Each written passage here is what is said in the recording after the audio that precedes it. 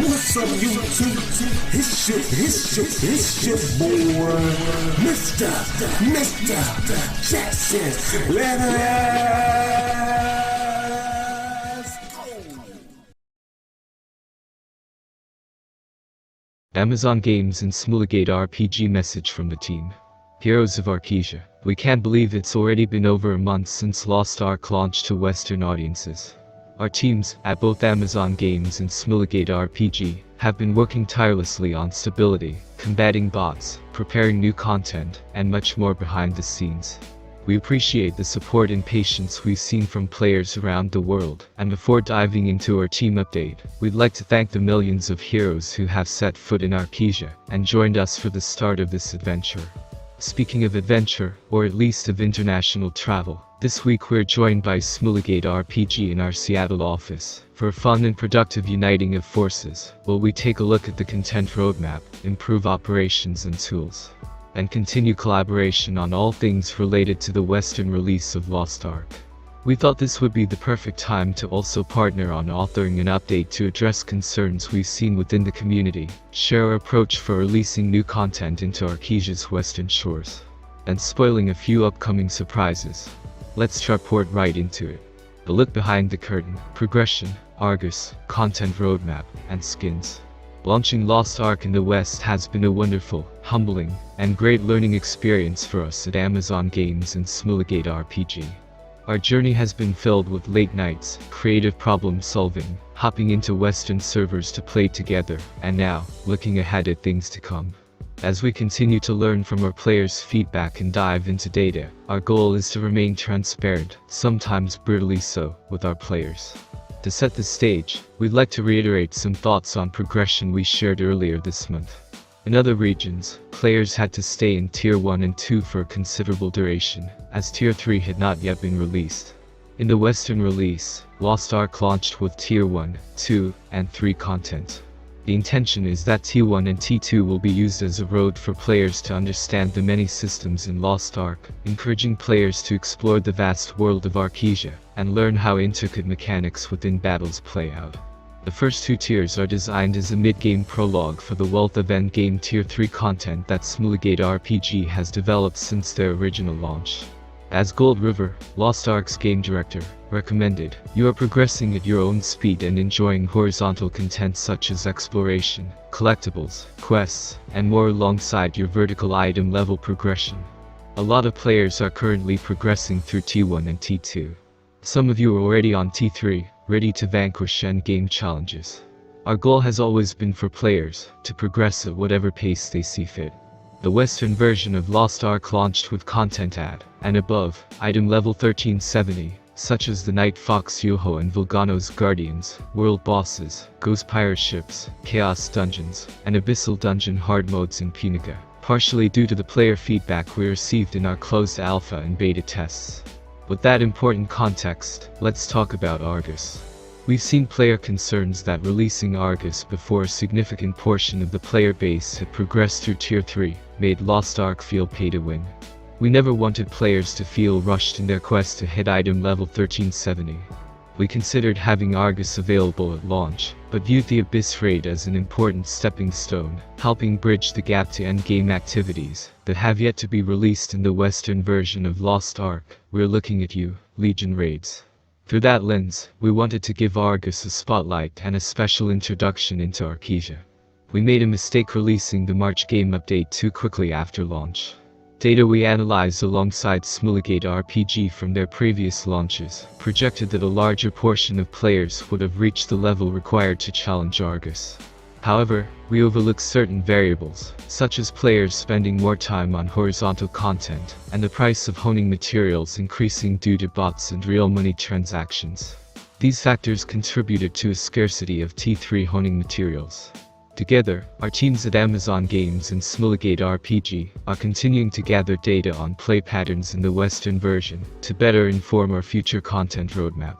We appreciate the patience and support we've seen from the community, while we continue to learn together and work on updating our roadmap, and apologize for the confusion our early excitement has generated.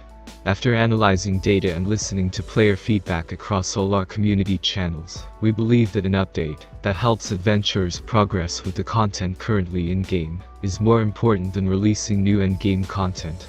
We'll expand on this below in the honing section. With that said, players should feel encouraged to progress at whatever pace they're most comfortable with. However, there is still a wealth of endgame content that needs to arrive in Arkesia. Endgame content will be introduced, but players should continue progressing at their own pace. Our goal is to provide fun content for players, even if it's at a higher level, while never making players feel pressured that they need to pay to progress. Flexibility has always been a driving force in the collaboration between our teams, as has ensuring that players are able to enjoy and play Lost Ark how they see fit. From adjustments to the monetization for the Western version, like making sure that aside for some account-level features, everything can be earned in-game, to listening to player feedback on content timing, we want to remain flexible.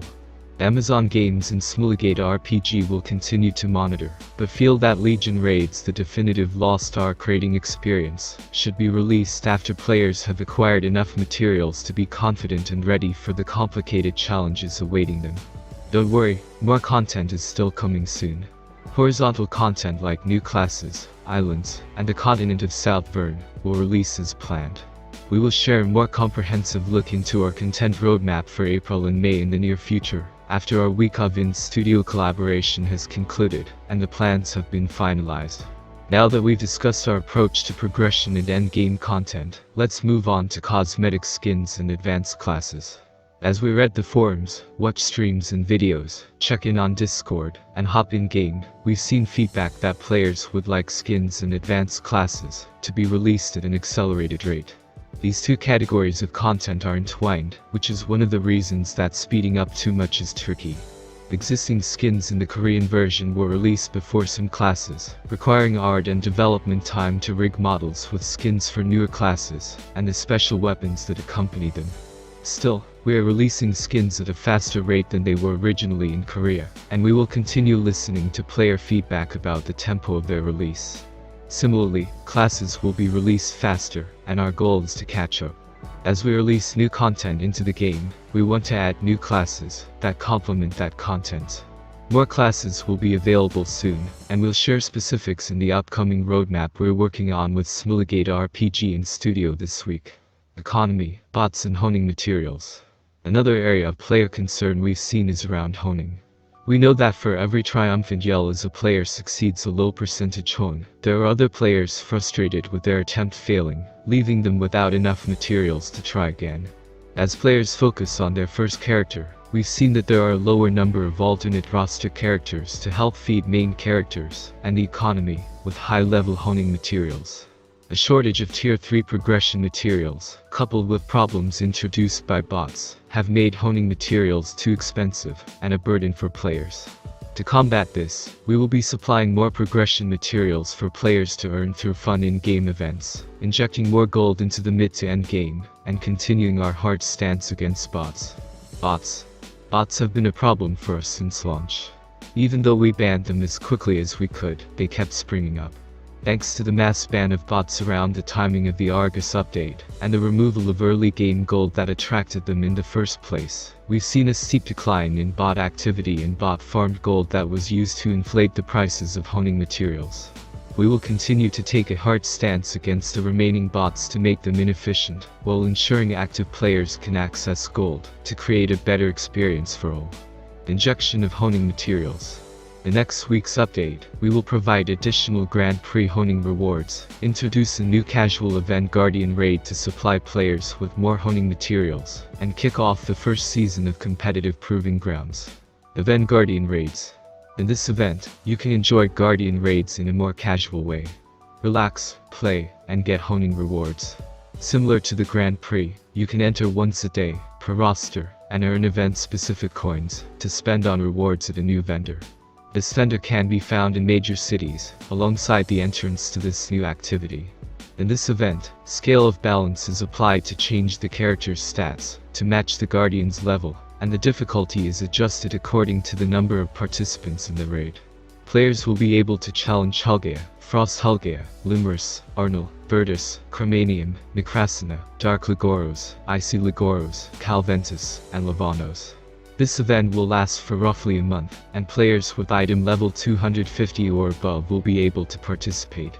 We'll reiterate the details of this event in next week's update notes, but are excited to spoil the surprise as players look to earn more honing materials. Arkiza Grand Prix adjustments. We're adding tailoring books and metallurgy books to the reward table for players to increase their honing rates, and we're increasing the number of event coins earned to help players get items easier than before.